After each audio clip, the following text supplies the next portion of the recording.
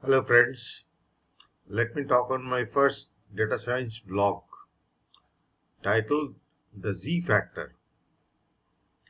So it's a statistical concept mainly, but widely used in data science to compare personalities, to compare different data sets, etc. So to start with, we have a data set, some thousand odd data, and looking at the data, we don't understand anything. We need to summarize it.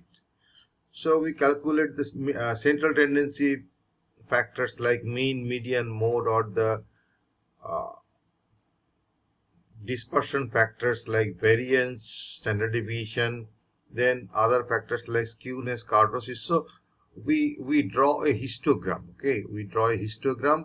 We have the values of the data, the means in the x-axis, and on the y-axis we have the frequency. But here I use the density, which is relative frequency, total frequency by the total frequency. So that's called relative histogram.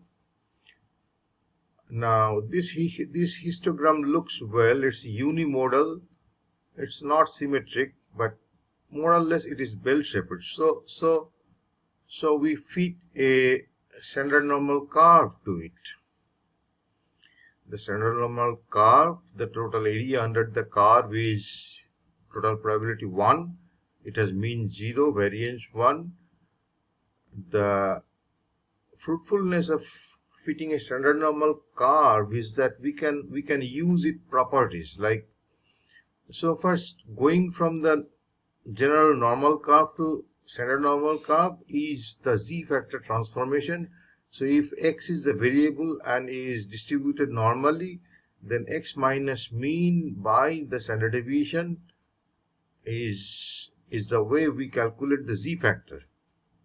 And the Z has the standard normal distribution with mean 0 and variance 1. So using the standard normal transformation, the Z factor transformation is that for different values, the mean is 0, the central value, and the variance is 1, and the probability of crossing the value 2 is 2.11%, which is very rare. Okay, so one person with Z factor score more than 2 will be said to perform extremely well because it is in the top 2.11% proportion. So this is the standard normal curve, and let me talk about the data we used. I used the maximum rating of the fitted chess grandmasters ratings between 2000 and 2007. Okay, and here is the standing. Carlsen Magnus with Z factor 3.82, the highest.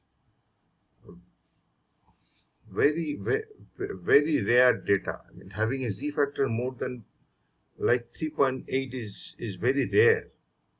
Then comes Gary Kasparov with Z factor 3.2, then Fabiano with 3.11, Aronian Levon with Z factor 2.85, so Wesley 2.70.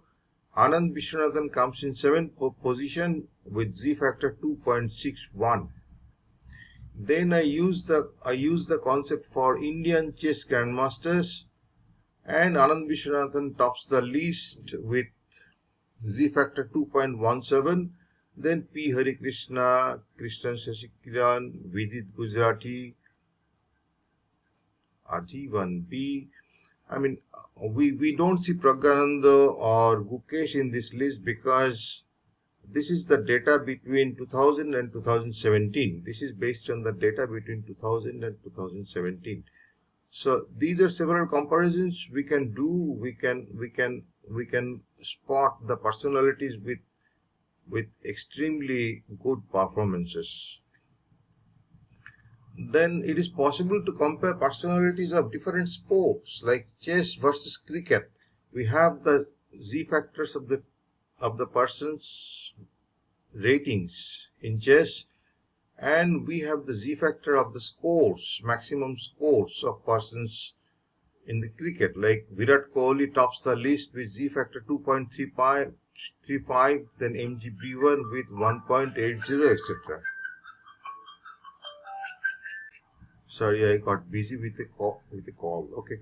So Virat Kohli with z factor 2.35, then B1 with z factor 1.8, De Villiers with z factor 1.80, MS Dhoni with z factor 1.54.